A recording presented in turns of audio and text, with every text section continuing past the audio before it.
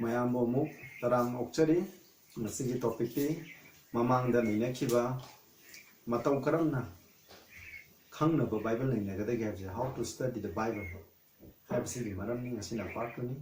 koina mamang da Neinakre mamang da point mari Neina sakre madudi ahamada koina Bible se koina toina pawa wakhal khalaga Bible pa ha kino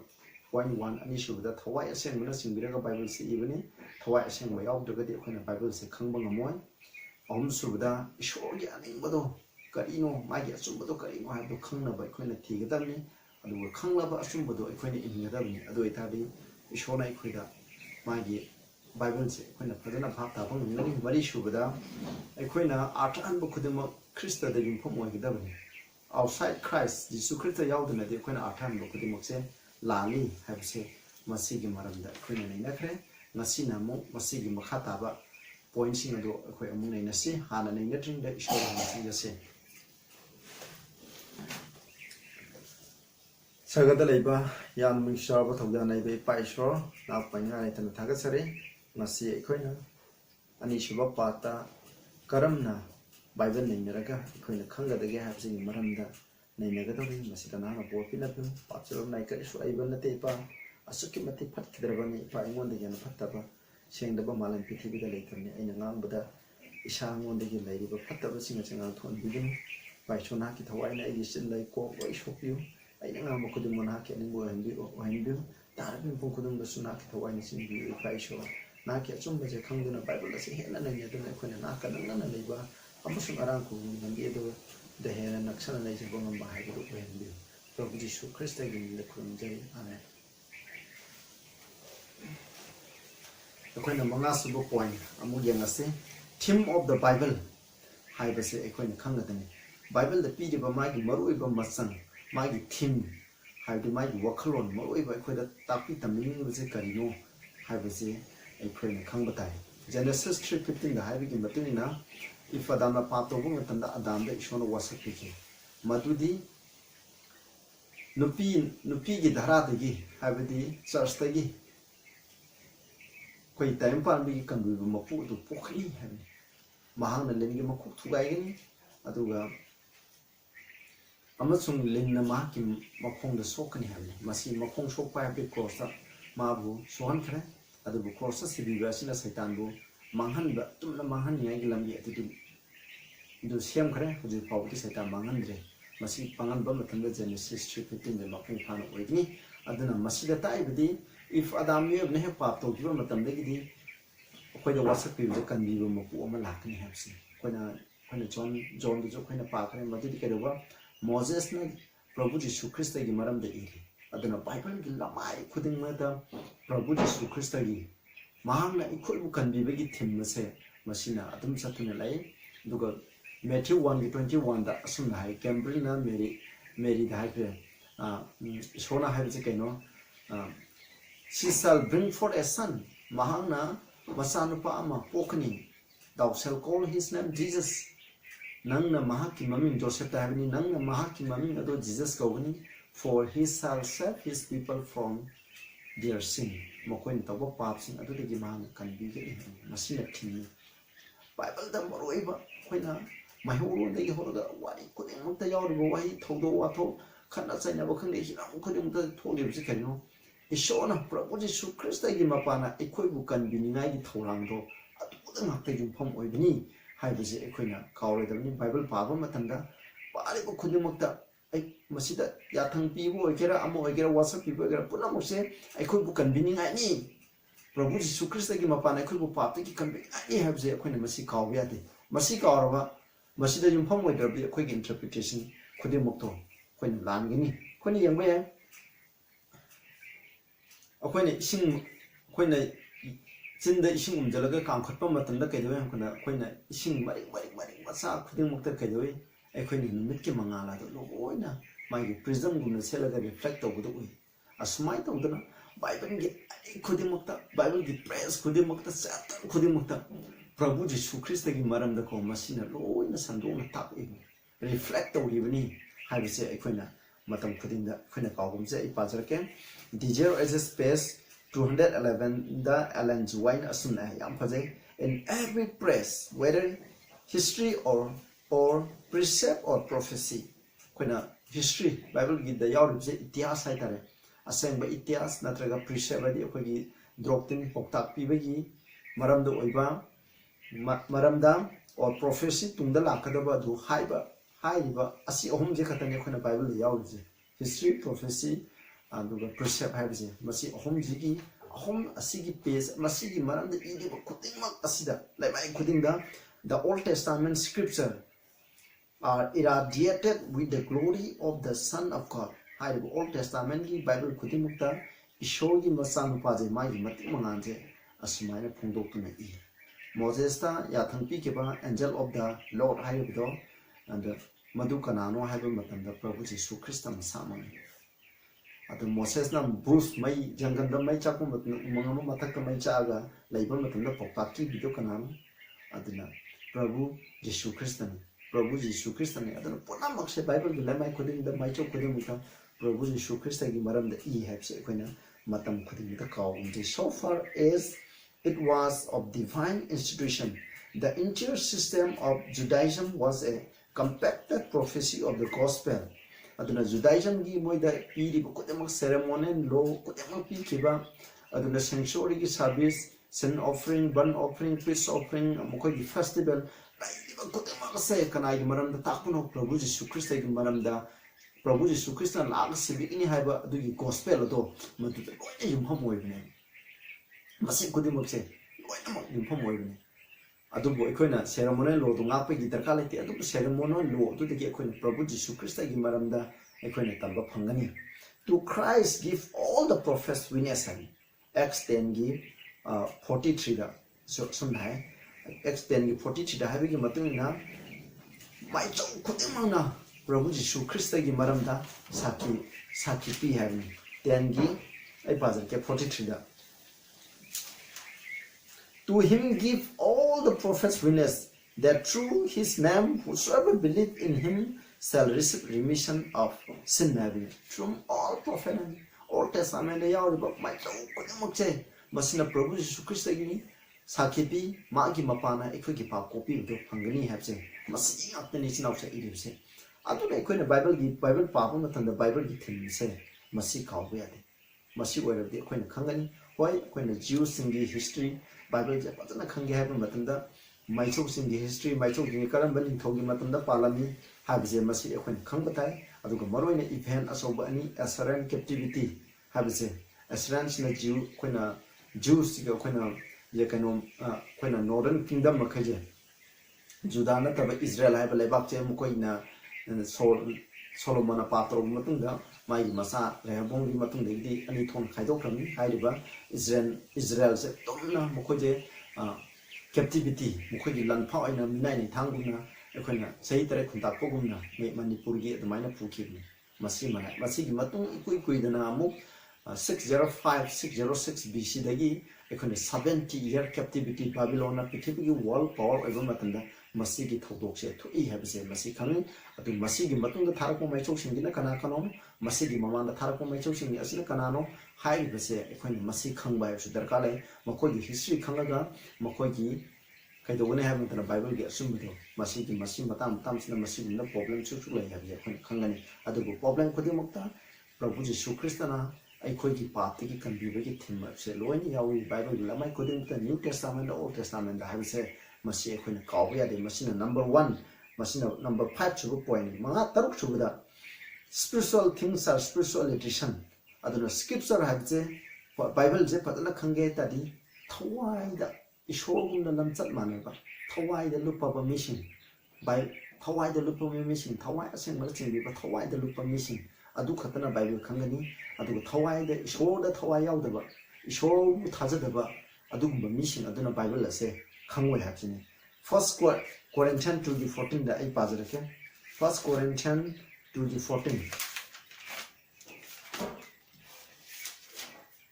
First Corinthians 2:14 but the natural man receive not the things of the Spirit of God natural man the ishor khang da ba Mausagi mission ishobu kan bi mapuni Prabhu Jesu Christ bu thajadaba isam tam sadaran oiba mi ama pahing hingba mi amana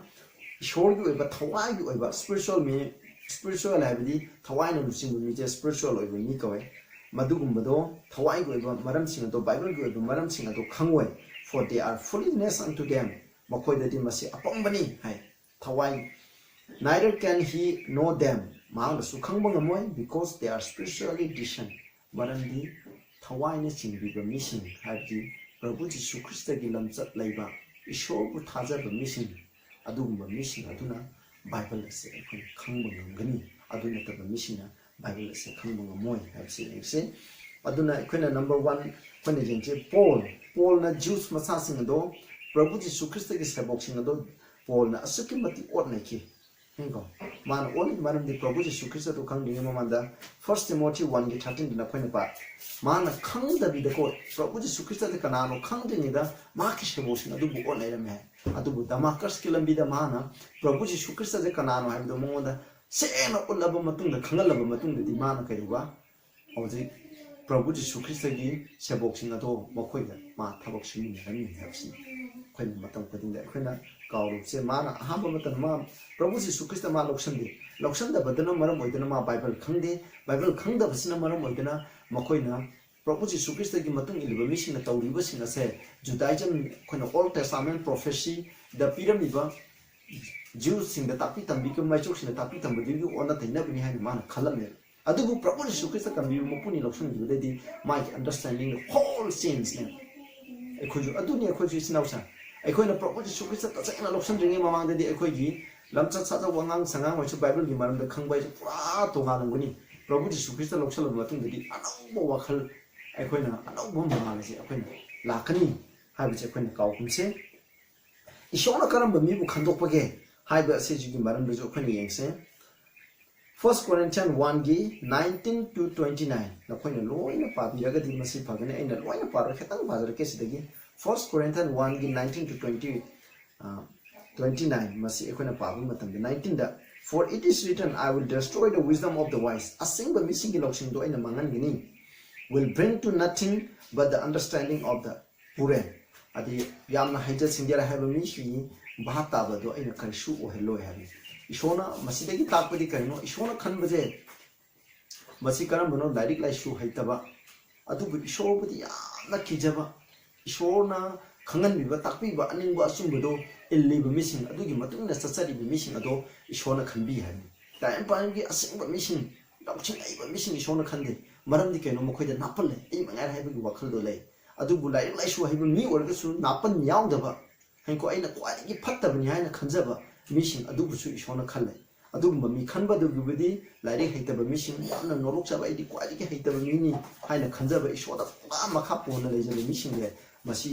ꯃꯁꯤꯅ ꯍꯦꯟꯅ ꯈꯜꯂꯤ ꯍꯥꯏꯕꯁꯦ ꯑꯩꯈꯣꯏꯅ ꯈꯪꯗꯣꯛꯀꯅꯤ where is the wise ꯑꯁꯤꯡꯕ ꯃꯤ ꯀꯗꯥꯏ ꯂꯩ where is the scribe scribesꯤꯡ ꯀꯗꯥꯏꯗ ꯂꯩ ꯍꯥꯏꯕꯅꯤ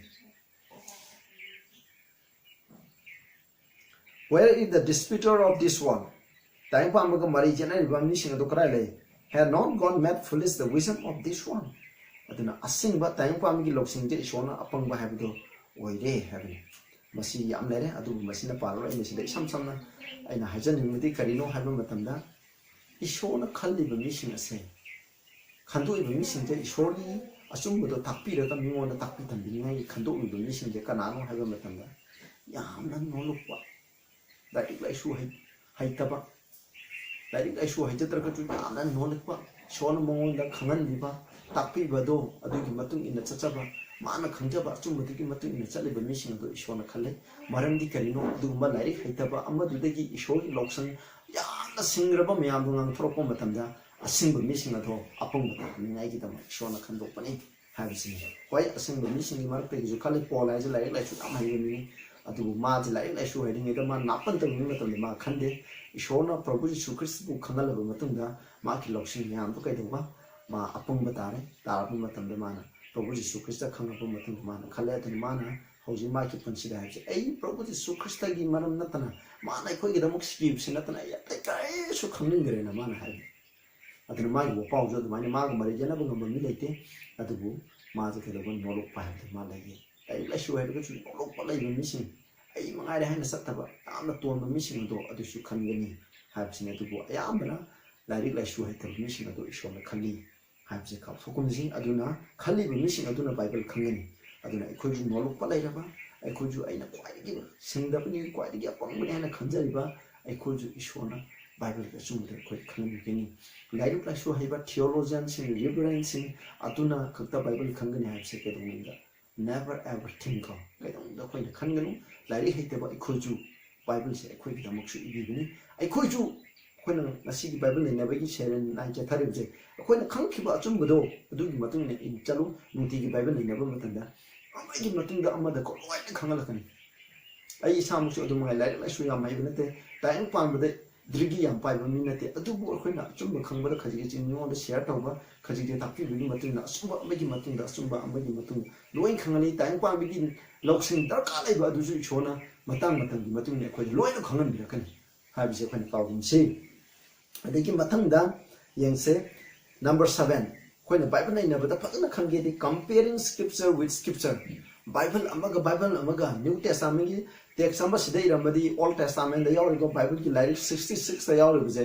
मधुगी मरमदा अखोयना लोइना संगदमनरगा हाइबसे कै मरमदी बाइबल की थीम हाइबसे अमा खक्तने अखोयना असी बाइजने मीना सिरगा कदाई चले हाइबल की थीम से बाइबल की लाइरिक हुंफु तरुना तापी सा माने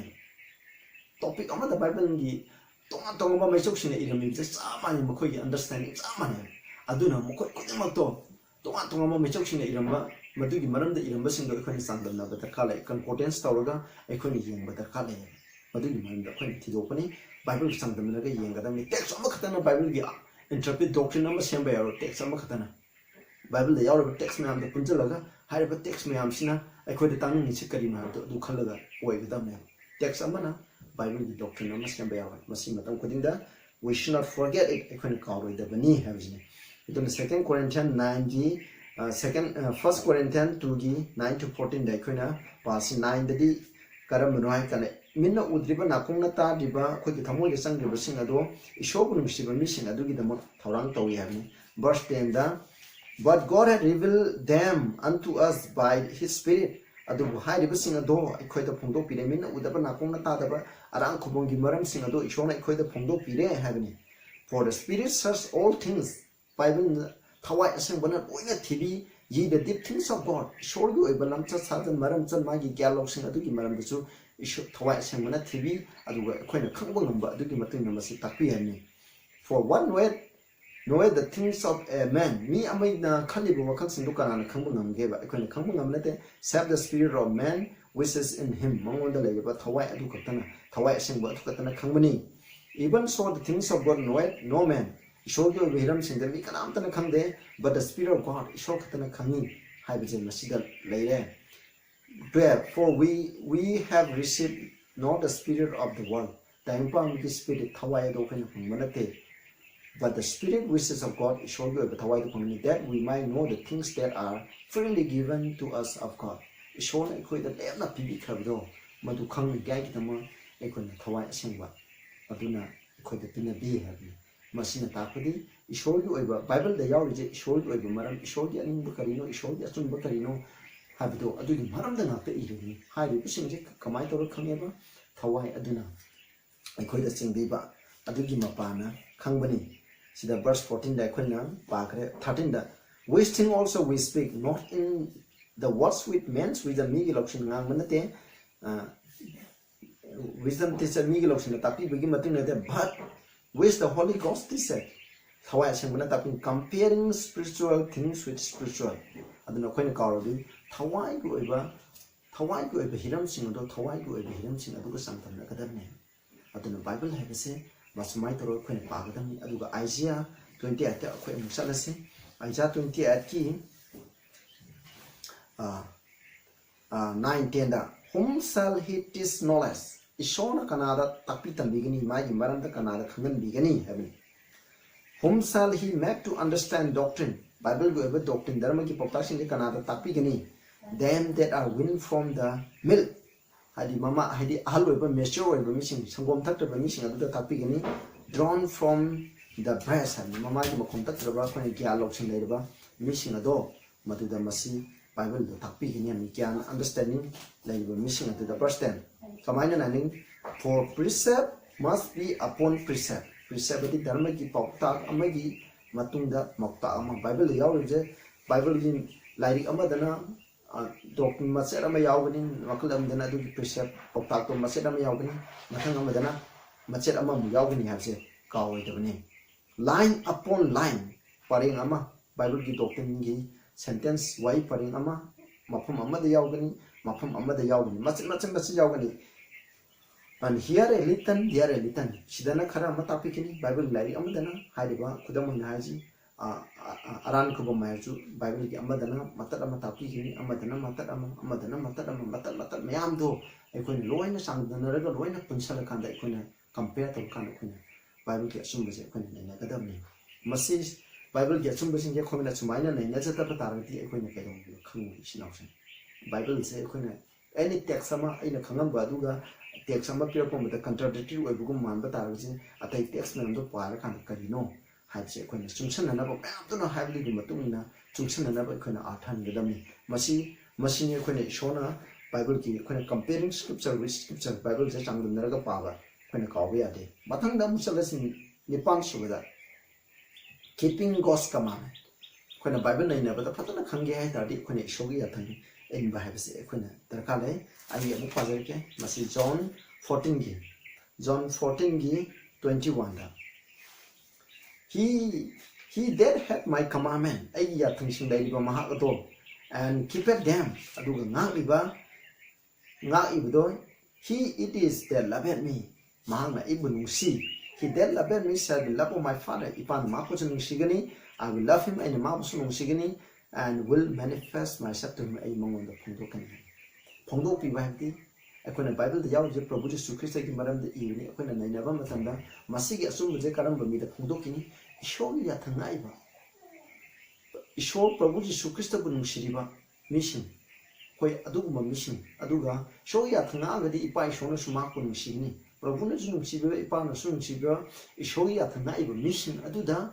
Prabhu Jesu Christ masamam ipa ishor ki masamam se phongdo pi hini ani Bible ki asumbudo akoina asumba haji keno John 14:6 I am the way the truth and life and Prabhu Jesu Christ na asumbane adu haiba asumbudo Bible ki asumbudo akoina phongdo pi hini habse akoina matam khudinda kawhamsi aduna ya thangak taba mission aduna Prabhu Jesu Christ da makha polaga ishor ya thang indaba mission makoi thamuda thandaba mission aduda ishor masama ishor ki asum je kaidong de ishor na phongdo piroi masigi number 1 je koina kawbe ade aduga Revelation 3:20 dai behold I stand at the door and knock if any man hear my voice and open the door I will come and sup with me and kanagumna ina khoi thamogi thongda Prabhu Jesu Christ na yeiribani hairiba khoi thamogi thongde hangtoga ma pusangan bataragadi kaidaba mahang na ikoi ki laiminagani mahang na ikoi ki samin tuminagani han fellowship dai han abai tari ikoi ki thamogi thong hang thopatai kamai tong na ikoi ki thamogi thong hang tokani haiba mitani ishori ya thangsing ase ikoi na khangba ishori achumba singche illaga Prabhu Jesu na ikoi ki thamoi da lai ngai ki thamak tokadani abai tari Prabhu na ikoi ki da laiba taragadi Bible mai ki maramda iriba Bible ase loina ishona ikoi khangan bigini masigi number je ikoi na kawbya de thought from the mount of blessing I remember case 85 ta LNGY na asumne the soul that turns to God for its help its support its power by daily honest prayer khona puning changna prasna tawdana ishona mateng paningai gidama hengo choda du magi shakti gidama shomoda mai onsan jariba prarthana torgo mai onsan jariba ma aduna ko will have noble aspiration magi wakhaldo yamno puning wakhaldo yamna sawgani hai khangbi clear perception of truth and duty aseng bodo mek sengna khangani aduga magi mathodang kaino harti su mek chen khangani hai aduna nami khadini khoi shongna prarthana toroga monjaba tai koi ka su hete bai cho aina napan toradi kem khangama sore ke su hele te na ke sumbuda mon khangan bu na ki na khangan ba sumbudo ai injage haina makha polaga chalibu mission aduna Bible ki sumbu sing patana khangani masida direct haiba haitaba ki darkar leite sinawsi ekoina darkar leite dubo ekoina khangjabudo adugi matungina masi ekoina khangladami hojiki matamdadi theologian khatana Bible interpret tawgadami haibala that is completely wrong reformer sing harju ayam mission lusingi ba mission adamo khoi ayamba ishoda nolokpa lairi haitaba mission lairi haiba taraga chu kaidaba makoina lairi haiba ado ꯏꯁꯣꯔꯅ ꯃꯈꯣꯏꯕꯨ ꯅꯥꯄꯜ ꯂꯩꯍꯟꯗꯕ ꯑꯁꯨꯛꯀꯤ ꯃꯇꯤꯛ ꯇꯣꯟꯖꯕ ꯃꯤꯁꯤꯡ ꯑꯗꯣ ꯑꯗꯨ ꯈꯛꯇꯪ ꯏꯁꯣꯔꯅ ꯆꯤꯡꯕꯤꯈꯤꯕꯅꯤ ꯍꯥꯏꯕꯁꯤ ꯑꯩꯈꯣꯏꯅ ꯃꯇꯝ ꯈꯨꯗꯤꯡꯗ ꯀꯥꯎꯔꯣꯏꯗꯕꯅꯤ ꯑꯗꯨꯒ ꯃꯦꯊ꯭ꯌꯨ 6:22ꯗ ꯑꯃꯨꯛ the light of the body is the eye happy if therefore thy eye be single thy whole body shall be full of light happy aduna aikoina bible paagi khange tari aikogi mitse single oigadam single haibdi keno prabhu jisu krishna na khatan yengadam prabhu jisu krishna gi mapando adu tang khangadam prabhu jisu krishna na da aigena tawba chaba thakpa khudimuk che prabhu da yengadam ne aikogi mitse prabhu da thamgadam ni adu itari aikoina bible gi asum ba khangani danan revelation any hiram khudimuk to oirasu aikoina bible gi habu singje aikoina prabhu da aikoina miyeng da thamaga ꯑꯩꯈꯣꯏꯒꯤ ꯃꯤꯠꯁꯤꯅ ꯄ꯭ꯔꯚꯨꯗ ꯏꯁꯣꯔꯗꯨꯒꯤ ꯃꯔꯝꯗ ꯈꯛꯇꯪ ꯈꯜꯂꯒ ꯅꯩꯅꯕ ꯇꯥꯔꯒꯗꯤ ꯑꯩꯈꯣꯏꯅ Bible ꯑꯁꯦ ꯍꯦꯟꯅ ꯈꯪꯒꯅꯤ ꯍꯥꯏꯕꯁꯤ ꯑꯩꯈꯣꯏꯅ ꯃꯇꯝ ꯈꯨꯗꯤꯡꯗ ꯑꯩꯈꯣꯏꯅ ꯀꯥꯎꯒꯨꯝꯁꯤ ꯑꯗꯨꯅ ꯌꯥꯊꯪ ꯉꯥꯛꯄ ꯄ꯭ꯔꯚꯨ ꯖꯤꯁꯨ ꯈ꯭ꯔꯤꯁꯇꯉꯣꯟꯗ ꯑꯩꯈꯣꯏꯒꯤ ꯃꯤꯠ ꯊꯝꯕ ꯍꯥꯏꯕꯁꯦ ꯌꯥꯊꯪ ꯉꯥꯛꯄ ꯍꯥꯏꯕꯁꯦ ꯀꯩꯅꯣ ꯑꯩꯈꯣꯏ ꯄ꯭ꯔꯚꯨ ꯖꯤꯁꯨ ꯈ꯭ꯔꯤꯁꯇꯗ ꯑꯩꯈꯣꯏꯒꯤ ꯃꯤꯠꯌꯦꯡ ꯊꯝꯕꯅꯤ ꯃꯗꯨ ꯑꯣꯏꯇꯥꯔꯗꯤ ꯑꯩꯈꯣꯏꯅ ꯕꯥꯏꯕꯜꯒꯤ ꯑꯆꯨꯝꯕꯁꯦ ꯑꯩꯈꯣꯏꯅ ꯈꯪꯕ ꯉꯝꯒꯅꯤ ꯍꯥꯏꯕꯁꯦ ꯑꯩꯈꯣꯏꯅ ꯌꯦꯡꯁꯤ ꯁꯝ ꯑꯦꯛꯖꯥꯝꯄꯜ ꯑꯣꯐ ꯕꯥꯏꯕꯜ ꯃꯦꯟ ꯑꯩꯈꯣꯏꯅ ꯕꯥꯏꯕꯜ ꯌꯥꯝꯅ ꯈꯪꯕ ꯏꯁꯣꯔꯅ ꯌꯥꯝꯅ ꯅꯨꯡꯁꯤꯕꯤꯕ ꯑꯗꯨꯒꯨꯝꯕ ꯃꯤꯁꯤꯡ ꯑꯗꯨꯒꯤ ꯃꯔꯝꯗ ꯈꯔ ꯌꯦꯡꯁꯦ Paul hai Paul hai ba matam ju ekhoi khange Paul hai bisi kanano hai ba matam da ma lari yam hai lari hai ba taru ju kedu ma ishori asum bu da mo da khangam Damascus ki lambi la ko matam da ma khangane Galatians 1 gi 15 to 18 pa ba matam da khangani adu gi matung da di ma je kedu ba ma je nami hubni mamit uhandere adu ga Ananias ko ba ma gi sabok amana ma gi mamit to uhale ba matung da ma kanan tawe Arabia da ko ma sai ahum ko ma matam da meditate tawraga mana hana naina kiba phakiba pharisee mo ni ba phakiba bible sing do kana kamaina interpret in the light of Jesus Christ Jesus Christ the bible gi ari khuding ta prabhu Jesus Christ gi maram de I have do maduna or under my whole understanding the change tawra kan ma am no pami mo wede adun man hai prabhu Jesus Christ gi maram da khakta ko aina khangba hai bisi mai gi pam mai gi ti mai gi battle mai gi sang da thona ma pem ting khangama Satan gi messenger sinama ko perfect tong ne ma bu mai thiba pin ngai kana wane adu ma prabhu Jesus Christ ngala makha polaga yamno nolokpa adu ma misam oi kheba adu ma mini adu mong de shona ma ki asum do khangali adu gumna pol gumna khoi torodi bible asum do koina khangani mathang da mu yen si Daniel hai bu pa je keno kana Babylon gi asim ba misina atha hanba ngamda ba mang sing do mana loina hale adu mong da kadi gino shona ma pi hamna Paul pipi je kaino khoina ishor ma samna and angel gambre na mongon la ko matandai mongon da address of the ishor gi nungshi ba bila hai ishor gi nungshi ba manai hai ishor ya nungshi bi hai kari gi damu danel ba ishor ya nungshi bu maram di mana ishor ya nungshi mana ya nolo e ma matam khudin da ma pa bi na hai na adum khanjai ma khoina khoni yengba matanda ma gi punsi da pa ma tawe ji ma phangdi Kuna Bible da record iti adu guma masam lai apini yani amna tonjaba ishongo da yamna makha ponjaba ishona haiba makai da yamna inba adu no maram odina mongo da ishogi astu da waina khangan me ekhoji ishona haiba yam ilaba ishongo da yamna makha ponjaba ai fataba mini haina aina kwai tonba mini haina khoina makha ponjaraga ishona biko khuding ne khoina hingba tawba thak khuding to makha ponjaraga lairaba chinawsang ishogi asumdo Like show ba mission khang da ba sum da nong da nang ai ngon da khung to pi ni masi matang khuding da kaugum si adu ga mathang da mu yeng sen sida sum nai ko those who love the Lord most and who are ever seeking to grow more like him show ya na khang ni ba show gum na Krishna gum na lam cha cha cha ya am na maning ba adu ga ma ya sum ba ya na thijar khang ga in gi haine 11 mission adu na kai do ba na lai ra shu haiba mission adu dagi ko mokoi ni hena bible ki manam da khangba ngamgani haina asmaina pi masini ekhone kawai da base koi nolo patai koi shongo da makha ponja patai ekhone aning madu khangba shogi aning madu tidok patai khangaga in patai adu ta be ekhone bible se pachana khangba ngamgani habsi number point 10 da ekhone nongno ekhone bible je khange ta di nongno pokpa tai habsi ekhone John 3 gi 5 to 7 da sunai Nicodemus ta Jesus na hakini you must be born again nang no pokadami nang thawai dagi amusu ising dagi nang no pokadami aduna chagadi nang thole bakta sakpang moi habi ai khoi ju thawai dagi ising dagi khoi ji nang no poktragadi bible gi asumba je khoi khangba ngam nang no pokpa mission aduna bible gi asumba khangani nang no pokpa mission aduda ishor gi asumba do ekhoi da khangan gani hai koina Bible khang du si kari gino have the Bible si khang ga ko arang ko bum phang ngai ni adu karam mi da arang ko bum pi gini no no pok phang mi sing adu da ishona pi gini ha chi koina kaw gum si koina aroi da yeng sin some promises of the Bible de gi koina promise kara koina par si adu ga nei na se aduna Bible gi koina scholar Benson na sun harami the revelation was not written without tears neither without tears it will be understood Bible revelation aji keno zona mapita mamita mapita rakan ko ikibne aduna ekhoju nei na bang atamda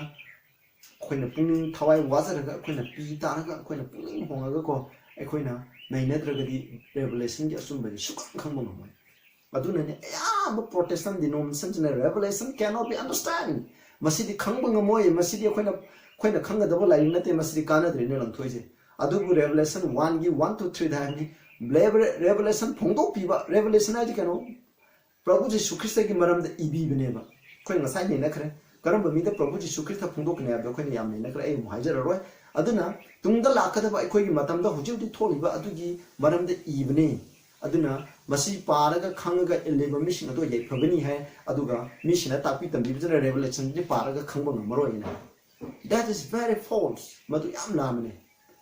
revelation the symbol the people hide the symbol sing the Old Testament New Testament why are symbol sing New Testament ge symbol sing adu akhona Bible na symbol je kamaina antra hange habdo adu yenga kanda akhona paraga nei ne kada bne adu hide the prophecy je history da fulfill oiba ba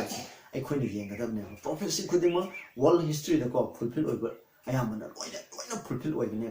madu akhona thigada bne adu matan Bible ge sum je akhona khangba ngani masi kawroni revelation akhona nei ne kada bni maroi agi channel du revelation dana revelation gi malam da pajana hoina nei nezar khani yengse matang da Jesus ne ko when the spirit of truth is come he will guide you into all truth masina koina John da wasa ki buduni Jesus Christ na ita puje thawai achang bala agadi achumba khuding ta ikhoi lamjing bigani hari any topic amagi achumbudo thawai achang bana ikhoi bu jingbirabu matam da ikhoi lamjing bigani hari number 3 da ko the Bible never should be studied without prayer akhona Bible nei na jing mama akhona ishong da khu kulaga akhona prathna to je kawbe ade prathna to dana Bible par ba khoi khang Bible gi lema ham to ting mama akhona prathna to ba je maru hai sida Ellen White having the Holy Spirit alone can cause us to feel the importance of those things easily understood koina ira na khangba yabasing do ke doba madu gi maru e do thawai asang bane khoi de khangan gani or prevent us from resting truths difficult of comprehension akhona khangbo wa basing do adu degi ko akhoi bu prevent tawni koina masdegi akhona khangbade Bible akhona loina Bible khangge di aham bada masa do akhona khangbade koina sing drop mayamna samudra senbogumna akhona khangwa chumba macha mayam do akhona hana nei batai hana khanglabu matungda api acho chumba Bible ga sumba je akhona khangmo ngone macha do khangde bi hana to hana hekta khangge na akhoi hana ba maduri impossible shonu ji topic akhona Bible nei nabam tan macha khati hana khangalakan adu matungde jam khangalakan sidai ko de and this year is a space for the 55 to those who thus deal themselves to God having an honest desire to know and to do his will the truth is revealed as the power of God for their salvation and aduna makoi masama ka thok charaga ishori aningbudo achumba kari mahna thidok charaba aduga haiba aningbudo makoi na taunaba thidok charaba achumbudo makoi na aduga thiraba matungda makoi na khangba achumbudo illaba mixing aduda ishori shakti makai arang khubam gi shakti makai du pir kane Bible ki achumba makai du loin khangani achumba khanga indraba ishori ngonda achumba mangase tapire haiba achumbudo khanga aina mina aina hana simam merandaba khoi church pastor sina tapi tambu ko onaba du chumba ma ina khanga madu indana leiraba adu itari ishona chumba mu khanga le sinawsa ai bu nam thak wan jing ni kawe de protection prophets and kings but prophets and king page 560 damo hai only those who love and fear God can understand the mysteries of the kingdom of heaven and Ishobu nsiba ishobu kiba mission aduna ishogi ni tholeba ki angakpa sing adugi man khangani Bible de ibje ishogi ni tholeba sing adugi maram de ibni adugi basing do kana khangane ba Ishobu kiba ishona haiba in the mission aduna khangani hami. Number 6, Daniel 12:10 hai. None of the wicked shall understand, but the wise shall understand. Fattaba mi paataba mission aduna achumbuje kari shu khangoi hami. Bhab taroi adubu asingba mission kaktana khangani asingba mi haibdi Shoya Tanga, Prabhu Sukhista Kanga mission, a single cover, a chumba Kanga in mission, a single cover, Makoshin, Atu Katana, Ishogi Achumbaze, Kangani having. Arroy better, Psalm 111 get tender. If we parake, Psalm 111 get tender. 111 get 10. Listen, Arroy province. The fear of the Lord is the beginning of wisdom, a good understanding. Have all they that do his commandment, his praise endure forever. Masidahe aduna